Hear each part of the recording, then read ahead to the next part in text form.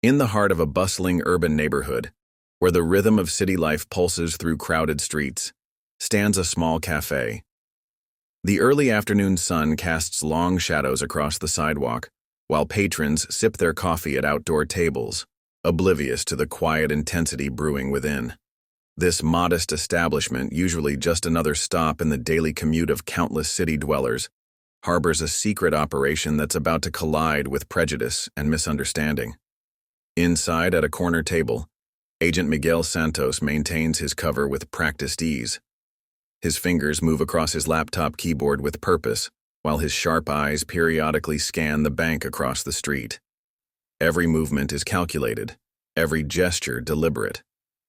The seasoned Filipino-American FBI agent has orchestrated countless operations like this one, each requiring the same level of patience and precision he displays now. Across from him sits Agent Rosa de la Cruz, her presence both commanding and subtle. She epitomizes the modern federal agent, sharp, technologically savvy, and keenly aware of her surroundings. To any casual observer, she appears to be just another professional working remotely, her phone seemingly just another accessory rather than a vital link to their operations command center. Both agents wear earpieces, nearly invisible unless caught in just the right light, maintaining constant communication with their team. The operation they're coordinating has been months in the making. Layer upon layer of intelligence, countless hours of surveillance, and meticulous planning have led to this moment. A dangerous criminal network operating within the city is about to face justice, assuming everything goes according to plan. The stakes couldn't be higher, yet Miguel and Rosa's professionalism shows in their ability to blend seamlessly into their surroundings. Outside, leaning against their patrol car, Officer Jake Turner shifts his weight from one foot to the other, the restlessness of inexperience evident in his movements. He's new to the force, eager to prove himself, but his eagerness often manifests as impulsiveness, a dangerous trait in law enforcement. His eyes constantly scan the street, searching for something, anything, to break the monotony of routine patrol.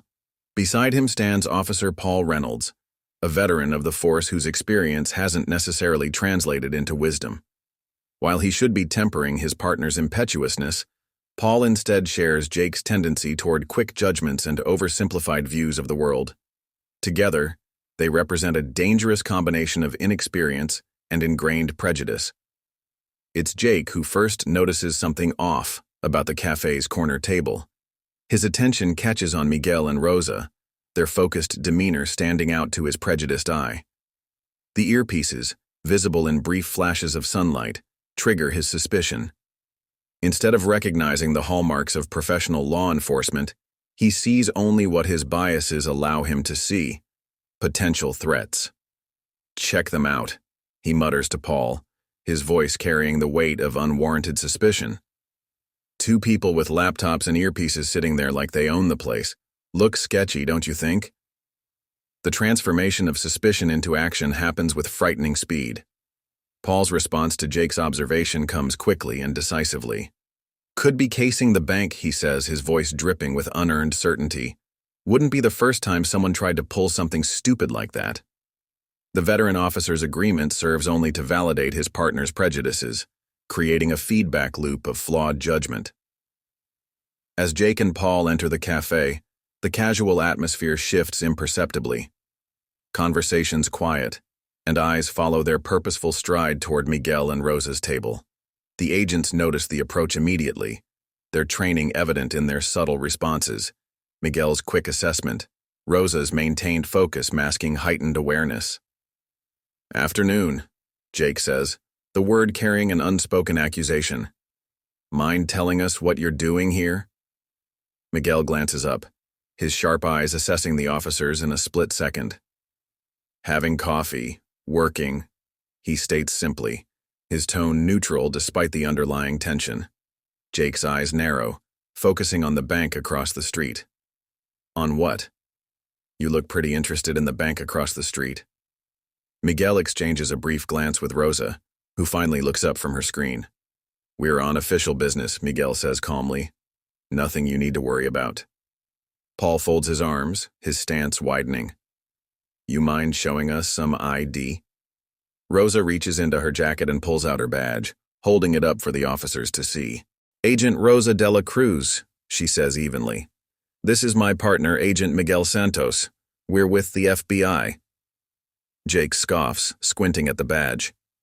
"That could be fake," he says dismissively. "You expect us to just take your word for it?" Miguel sighs, his patience thinning. "Officer, I'm asking you to step back and let us do our job," he says, his tone firm. "This is a federal operation." Jake bristles at the perceived challenge to his authority. "A federal operation in a coffee shop? That's rich," he sneers. "I think you're casing the bank and I think you're lying." Paul chimes in, his voice dripping with sarcasm. "You've got all the signs of someone up to no good. Two people sitting in the corner talking into earpieces. What are you, spies?" Rosa's jaw tightens, but she remains composed. "Officer, you're making a mistake," she says. "I'm advising you to call your supervisor before this goes any further." But Jake isn't listening. He reaches for Miguel's arm, his grip firm as he pulls him to his feet. "You're coming with us," he says. "Both of you." The cafe patrons watch in stunned silence as Jake and Paul begin to escort Miguel and Rosa toward the exit. Miguel doesn't resist, his calm demeanor unshaken.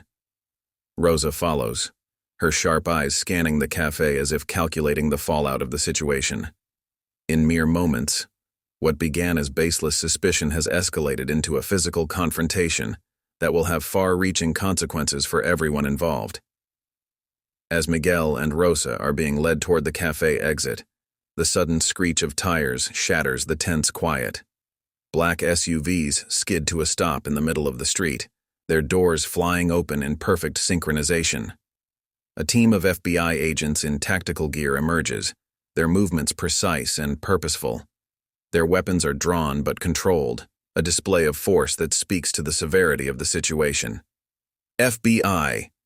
The commanding voice of the lead agent cuts through the air like a knife. "Release them immediately!"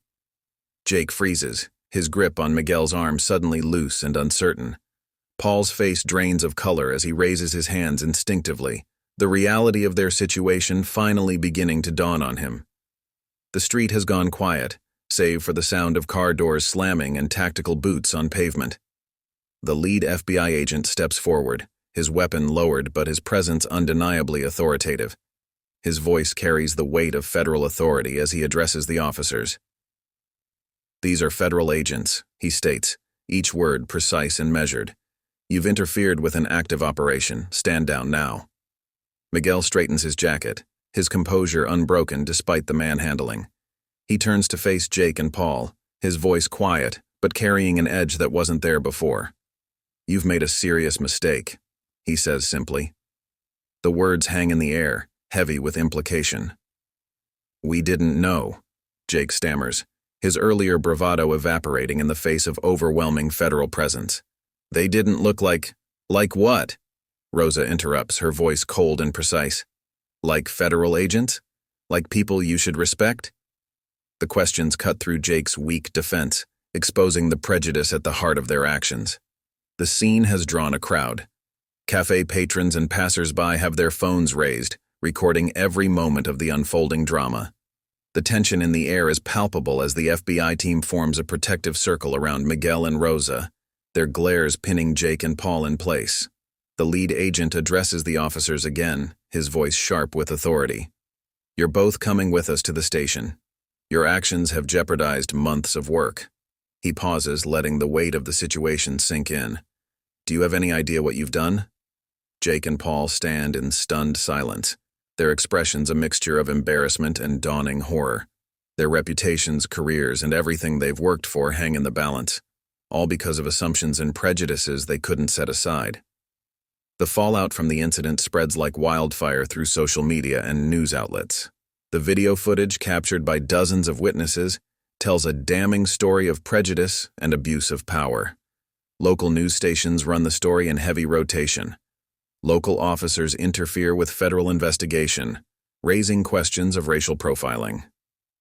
The hashtag #RespectFBI agents trends for days, accompanied by screenshots of Miguel's calm defiance and Rosa's professional restraint in the face of unwarranted aggression. Civil rights organizations seize upon the incident as a perfect example of the systemic issues plaguing law enforcement. Jake and Paul are placed on immediate administrative leave pending an internal investigation. The police department's public affairs office releases a carefully worded statement promising a thorough review of the incident and reaffirming their commitment to unbiased policing. But the damage is already done. Meanwhile, despite the interruption, Miguel and Rosa's operation proves successful. Their team arrests several high-profile criminals, dismantling a network that had plagued the city for months. The press coverage of their success is intertwined with the story of their confrontation with local law enforcement, creating a narrative that resonates far beyond the immediate case. At a press conference following the arrests, Miguel steps up to the podium, his presence commanding attention. The room falls silent as he begins to speak, addressing not just the successful operation but the larger issues brought to light by the incident at the café. "This wasn't just a misunderstanding," he says, his voice steady and impassioned. "It was a failure of trust, of respect, and of basic protocol. We cannot allow assumptions and biases to dictate how we treat one another, especially in matters as critical as public safety. We're all on the same team, and it's time we started acting like it." The police department announces sweeping changes in the wake of the incident. Mandatory anti-bias training is implemented, and procedural reviews are ordered across all precincts. While these measures are a step in the right direction, many see them as just the beginning of necessary reforms. Rosa, speaking at a law enforcement conference months later, addresses a room full of officers and agents from various agencies. "What happened that day was preventable," she says, her words carrying the weight of experience. "But it's not enough to acknowledge our biases. We must actively work to overcome them, to see beyond our preconceptions and treat every interaction with the respect and professionalism it deserves." The incident becomes a case study in police training academies across the country. Instructors use the footage to demonstrate the dangers of acting on assumptions and the importance of proper procedure. The story of Miguel and Rosa serves as both a warning and an inspiration, a reminder of the work still needed to overcome prejudice in law enforcement. For Miguel and Rosa, the ordeal reinforces their commitment to excellence in their work. They continue to lead by example, their professionalism and dedication serving as a model for others in law enforcement. Their handling of the situation becomes a testament to the power of maintaining composure and dignity in the face of prejudice. In the end, the incident at the café becomes more than just another viral video or news story. It becomes a catalyst for change, a moment that forces people to confront uncomfortable truths about bias and authority. The legacy of that afternoon lives on in reformed policies, enhanced training programs, and a renewed commitment to building trust between law enforcement agencies and the communities they serve. In the weeks following the incident, while media attention focused on the viral videos and public outrage, quieter but equally significant changes began taking root within the law enforcement community. The FBI's internal review of the operation revealed an unexpected silver lining. The confrontation had inadvertently exposed weaknesses in interagency communications that might have otherwise gone unnoticed. Miguel finds himself increasingly called upon to speak at police academies across the country. His presentations don't focus on the incident itself, but rather on the broader implications for law enforcement culture. "Every badge, whether local or federal, represents a commitment to protect and serve," he tells a room full of cadets in Chicago. "The moment we let prejudice cloud our judgment, we betray that commitment." Rosa's role evolves as well. Her expertise in managing high-stakes situations leads to her appointment as the head of a new Joint Operations Task Force. The initiative focuses on breaking down barriers between federal and local law enforcement agencies. "What happened that day wasn't just about racial profiling," she explains during a department briefing. "It was about the dangers of isolation between agencies, about the walls we build around our jurisdictions and authorities." The police department undergoes its own transformation, though not without resistance. Several veteran officers initially pushed back against the new sensitivity training programs, arguing that they're an overreaction to a single incident. But when body camera footage from the past year is reviewed, A pattern of similar, if less dramatic, encounters emerges. The evidence is undeniable. The incident at the café wasn't an isolated event, but rather the tipping point that brought systemic issues to light. Jake and Paul's careers take divergent paths. Jake, following his suspension, requests assignment to the department's Community Outreach Division. His first-hand experience with the consequences of prejudice transforms him into an unexpected advocate for change. Paul, however, struggles to adapt to the department's new direction. His resistance to the cultural shift ultimately leads to his early retirement, though his departure sparks important conversations about entrenched attitudes in law enforcement. 1 year later, the changes sparked by the café incident have spread far beyond their original scope. The FBI's successful operation, initially overshadowed by the confrontation, leads to the dismantling of 3 major criminal networks. The interagency cooperation protocols developed in response to the incident prove crucial to these successes. The café itself becomes an unofficial meeting ground for law enforcement officers from different agencies. The owner, Maria Gonzalez, notices a gradual shift in her clientele. "Now I see FBI agents and local police having coffee together, actually talking," she notes. "Sometimes they even sit at that same corner table. It's like they're reclaiming it, making it represent something positive." Miguel's career takes an unexpected turn when he's offered a position as liaison between federal and local law enforcement agencies. His experience at the café, combined with his measured response to prejudice, makes him uniquely qualified for the role. "Every crisis carries the seeds of opportunity," he reflects during his acceptance speech. "What matters is whether we have the courage to nurture those seeds into real change." Rosa's influence extends into policymaking circles. Her recommendations for improving interagency communications are adopted by departments nationwide. She develops a training program that becomes mandatory for all federal agents working with local law enforcement. "Understanding isn't just about knowing the protocols," she emphasizes.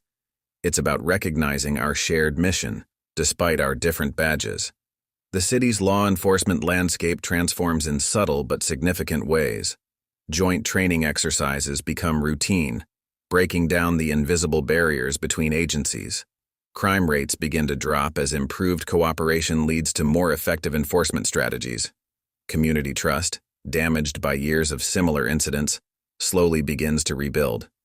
A documentary filmmaker captures these changes, interviewing everyone from street officers to federal agents. The resulting film, titled Beyond the Badge, premieres at a local theater. The audience includes law enforcement officers, community leaders, and ordinary citizens. During the Q&A session, a young officer stands up and addresses Miguel, who is present for the screening. "When I saw that video of you and Agent De La Cruz keeping your composure, staying professional even when you were being disrespected, it changed how I view our job," the officer says. "You showed us that true authority comes from dignity, not force." As the film concludes with footage of the café today, where federal agents and local police regularly share tables and conversations, the narrator reads from Miguel's recent congressional testimony. What happened that day could have deepened the divides in law enforcement. Instead, it reminded us that our greatest strength lies in our ability to learn from our mistakes, to grow beyond our prejudices, and to recognize that every badge, regardless of its origin, represents the same fundamental promise: to serve and protect with honor, integrity, and respect. The story of the café incident becomes more than a cautionary tale about prejudice in law enforcement. It evolves into a case study in institutional change, demonstrating how a single moment of confrontation can catalyze lasting transformation. The corner table where Miguel and Rosa once sat becomes a symbol of this change, no longer a place of surveillance and suspicion, but a spot where barriers continue to break down, one cup of coffee at a time. 5 years after the incident at the café, its impact continues to reshape law enforcement across the nation. What began as a confrontation between local officers and federal agents has evolved into a movement for institutional reform that extends far beyond its original scope. The café, still standing at the heart of the city, has become a landmark in law enforcement history, its significance marked by a small plaque that reads, "Where challenge became change." Miguel Santos, now deputy director of the FBI's newly established Division of Interagency Relations, sits in his Washington office reviewing the latest statistics. The numbers tell a compelling story. Incidents of interagency conflict have decreased by 60% nationwide, while successful joint operations have more than doubled. His computer screen displays photographs from various joint training sessions, each showing federal agents and local officers working side by side, their different badges united in common purpose. "We didn't just change policies," Miguel explains to a group of international law enforcement observers. "We changed the culture of law enforcement itself." The café incident showed us that our greatest weakness wasn't lack of resources or training. It was the invisible walls we built between agencies, between communities, between people. Rosa de la Cruz's career has taken an equally impressive trajectory. As the architect of the National Law Enforcement Integration Program, she's transformed how agencies interact at every level. Her program, now implemented in 48 states, creates regular rotation opportunities for officers and agents to work in different jurisdictions and agencies. Understanding comes from experience, Rosa tells a graduating class at the FBI Academy. When a local officer spends 6 months working with federal agents, when an FBI agent patrols with city police, the badges begin to blur. We start seeing each other as partners in the same mission, not competitors in different territories. The impact extends to the community level as well. The neighborhood around the café has become a model for community policing. Regular Coffee with Cops events bring together residents, local officers, and federal agents for open discussions about safety, justice, and cooperation.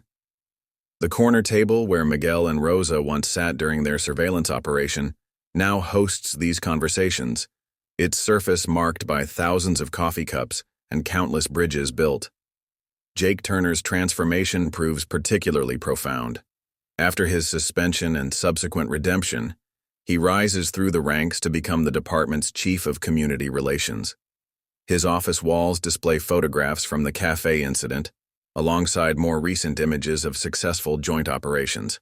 "I keep these here as a reminder," he tells new recruits. "They show both who I was and who I chose to become. Every mistake can be a stepping stone to something better if we have the courage to learn from it." The academic community takes notice of these changes. Universities begin offering specialized courses in interagency cooperation and bias prevention. Dr. Sarah Chen, a prominent criminologist, publishes a comprehensive study titled "The Café Effect: How One Incident Revolutionized American Law Enforcement." Her research documents not just the policy changes, but the cultural shift that followed. What makes the café incident particularly significant, Dr. Chen writes, is not just that it exposed problems within law enforcement, but that it provided a blueprint for solving them. The professional response of Agents Santos and De La Cruz, contrasted with the biased actions of the local officers, created a clear narrative that everyone in law enforcement could understand and learn from. 10 years after the incident, the landscape of American law enforcement has been fundamentally altered. The small café that witnessed the confrontation has become a mandatory stop for law enforcement officials from around the world, each seeking to understand how a moment of conflict transformed into a catalyst for lasting change. Miguel, now approaching retirement, returns to the café on the 10th anniversary of the incident. The street outside has changed, new buildings, new faces, but the café remains largely the same. As he sits at the familiar corner table, he reflects on the decade of transformation he helped shepherd. "When I was first approached about creating the Interagency Relations Division," he tells a documentary crew filming for the anniversary, "I was skeptical. How do you institutionalize respect? How do you mandate understanding? But what we discovered was that you don't have to. You just have to create the conditions where they can grow naturally." Rosa, joining him for the interview, adds her perspective. "The real victory wasn't in changing policies or procedures," she explains. "It was in changing mindsets. When that young officer approached us with prejudice and suspicion, he represented a way of thinking that had become entrenched in law enforcement. Breaking that pattern required more than new rules. It required a new vision of what law enforcement could be." The changes are evident in the daily operations of law enforcement agencies across the country. Joint task forces have become the norm, rather than the exception. Federal agents regularly participate in local community events, while city officers contribute their expertise to federal investigations. The walls between jurisdictions, once solid and imposing, have become permeable membranes, allowing for the free flow of information and cooperation. The cafe's owner, Maria Gonzalez, has become an unexpected authority on law enforcement reform. Her observations of the changing dynamics in her establishment over the years provide valuable insights into the evolution of police culture. At first, after the incident, there was tension whenever different uniforms were in the same room, she recalls. Now, most days, you can't even tell who's federal and who's local. They're just people working together to keep our community safe. The incident's impact extends beyond American shores. Law enforcement agencies worldwide study the café case as a model for institutional reform. Delegations from Europe, Asia, and South America visit the site, each seeking to understand how a moment of confrontation became a movement for change. The lesson wasn't just about avoiding prejudice, Miguel explains to an international conference. It was about recognizing that every challenge to our system is an opportunity to improve it. What happened at the café could have been just another viral video, another moment of outrage. Instead, it became a blueprint for transformation. As the sun sets on the 10th anniversary celebration, casting familiar shadows across the café floor, the gathered crowd represents the full spectrum of law enforcement: federal agents, local officers, community leaders, and citizens. They share stories, experiences, and visions for the future. The corner table, now marked with a small brass plaque, continues to serve its new purpose as a symbol of unity and understanding. 10 years ago, we sat at this table planning to take down a criminal network, Rosa reminds the audience. We succeeded in that mission despite the interruption. But the real success story wasn't the operation we planned. It was the revolution we never saw coming. Sometimes the most important changes come from our most challenging moments. 20 years after the café incident, a fresh-faced FBI trainee named Maya Chen stands before a packed auditorium at the FBI Academy in Quantico. She's delivering her graduation speech, and her opening words capture the attention of everyone present. I was 6 years old when my mother took me to a small café in the city. She pointed to a corner table and told me, "That's where law enforcement changed forever." Maya's mother, Dr. Sarah Chen, the criminologist who documented the café effect, had ensured her daughter understood the significance of that moment. Now, as Maya prepares to begin her own career in law enforcement, the legacy of Miguel Santos and Rosa de la Cruz shapes her perspective in ways they could never have imagined. The law enforcement landscape of 2045 bears little resemblance to the fractured system of 2 decades ago. The National Law Enforcement Integration Center, housed in a gleaming building in Washington, D.C., stands as a testament to the transformation. Inside, representatives from every agency, federal, state, and local, work side by side in an environment that would have seemed impossible in the past. Miguel Santos, now in his 70s but still sharp as ever, serves as chairman emeritus of the center's advisory board. His office walls are covered with photographs documenting the evolution of law enforcement over the past 2 decades. The original café incident photo holds a central position, surrounded by images of successive waves of change it inspired. When I look at these new recruits, Miguel tells a documentary crew filming a 20-year retrospective, I see something we couldn't have imagined back then. They don't just talk about cooperation and respect, they embody it. They've never known a world where federal agents and local police were at odds. For them, unity isn't a goal to achieve. It's the foundation they build upon. Rosa de la Cruz, though retired from active service, continues to shape policy through her work with international law enforcement organizations. Her innovative training programs have been adopted by agencies worldwide, and her memoir, Beyond Badges: Transforming Law Enforcement from Within, has become required reading at police academies globally. 20 years ago, Rosa addresses a United Nations symposium on law enforcement reform. We were focused on breaking down walls between agencies. Today, those walls are so thoroughly dismantled that our challenge is teaching new officers about why they existed in the first place. It's crucial that we remember the lessons of the past even as we celebrate how far we've come. The cafe itself has been preserved as a historic site, though it continues to operate as a working establishment. The corner table, now encased in clear protective material, bears the signatures of thousands of law enforcement officers who've made pilgrimages to this unexpected birthplace of reform. Each signature represents a personal commitment to the principles of unity and understanding that emerged from that confrontation 2 decades ago. Jake Turner, in his final year as police commissioner before retirement, makes regular visits to speak with new recruits at the cafe. His story of transformation from prejudiced rookie to champion of reform resonates particularly strongly with young officers. "Every time I sit at this table," he tells them, "I remember both the mistake I made and the opportunity it created. Your generation has inherited a better system than we had, but maintaining it requires the same commitment that building it did." Act 10. Full Circle. As the 25th anniversary of the cafe incident approaches, preparations begin for a global law enforcement summit to be held in the city. The theme, "From Confrontation to Cooperation, the Next Quarter Century," reflects both pride in past achievements and awareness of challenges ahead. The summit's opening ceremony takes place at the cafe, now expanded to accommodate its role as both working restaurant and historic landmark. Maya Chen, recently promoted to lead the FBI's Global Cooperation Initiative, stands at the podium where the corner table once sat, now preserved in the Law Enforcement History Museum. "We gather here," Maya begins, "not just to commemorate a moment of conflict that led to change, but to envision the future that change made possible. When Agents Santos and Dela Cruz sat at that table a quarter century ago, they couldn't have known they were about to catalyze a revolution in law enforcement. When Officers Turner and Reynolds approached them with suspicion, they couldn't have known their actions would ultimately lead to the dismantling of centuries-old barriers."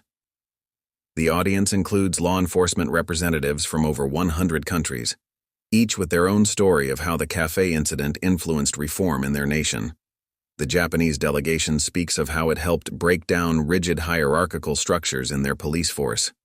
Brazilian officers describe how it inspired a complete overhaul of their interagency communication systems. Australian representatives share how it led to revolutionary changes in their approach to community policing. Miguel Santos, now in his final public appearance before retiring completely from public life, takes the stage with assistance from Rosa de la Cruz. The standing ovation lasts several minutes, a tribute to their unwitting role as catalysts for global change. "When I was a young agent," Miguel begins, his voice softer but still carrying the authority that served him so well that day in the cafe, "I believed that the measure of our success was in the criminals we caught, the cases we closed. What I've learned over these 25 years is that our true measure lies in the trust we build, the barriers we break down, and the understanding we create." Rosa adds her perspective. "The cafe incident could have been just another example of prejudice and misunderstanding in law enforcement. Instead, it became a blueprint for transformation. Not because of what happened that day, but because of how we chose to respond to it, not with anger or resignation, but with a commitment to genuine change."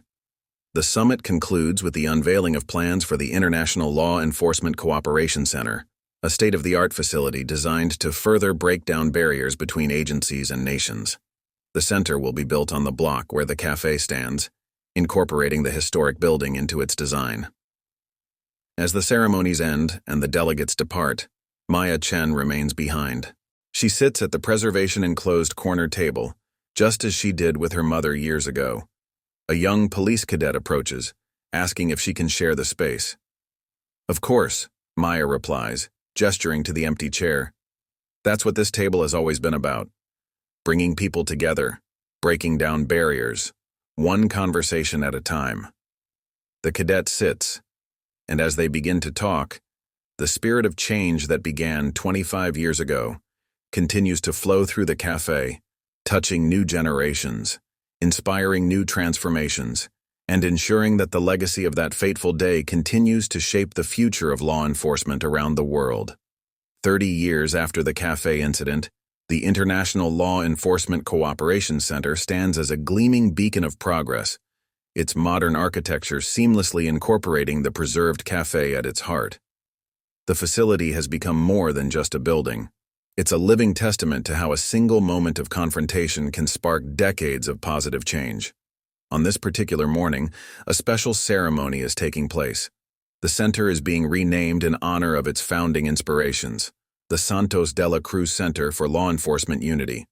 Though Miguel Santos passed away peacefully 2 years prior, his presence is felt everywhere in the building.